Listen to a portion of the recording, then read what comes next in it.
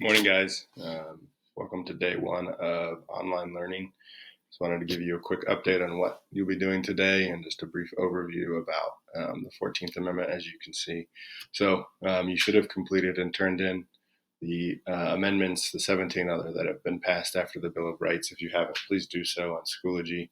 If you have any questions about that or need it, let me know. I should be posting a key and a video explaining each one of the amendments later today. So look out for that as well.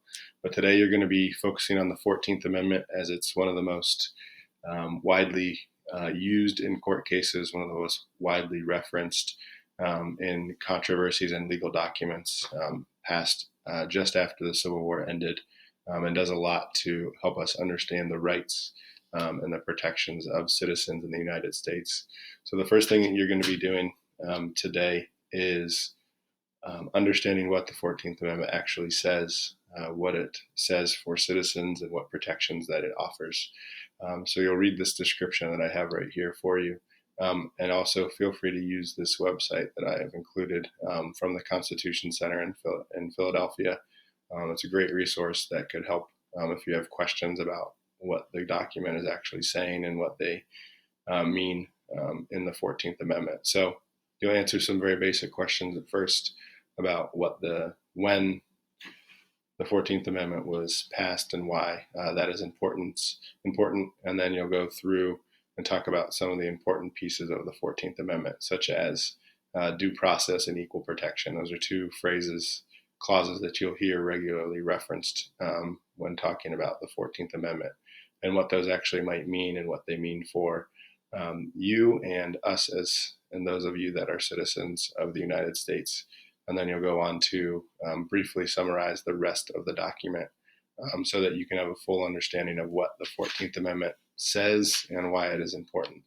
Once you finish that, you'll be moving on to work on this document. It's going to be similar to our get up and move around the room activity of where do you stand, and you're going to take a stance as well.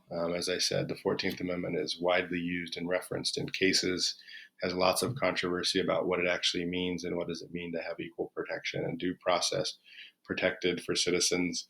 And so you're going to take a stance on the statement in bold that I have provided.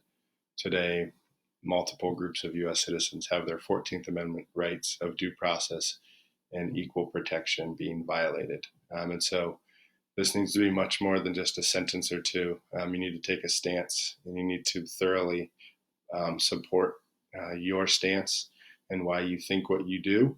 And you also need to connect it to at least two current examples of the 14th Amendment being used or violated in the United States in the last 5 years. This should not be a hard thing to find. If you do need any help finding any of those resources, feel free to let me know. But it is referenced and used on a regular basis throughout our court system and legal proceedings. So please let me know if you do have questions.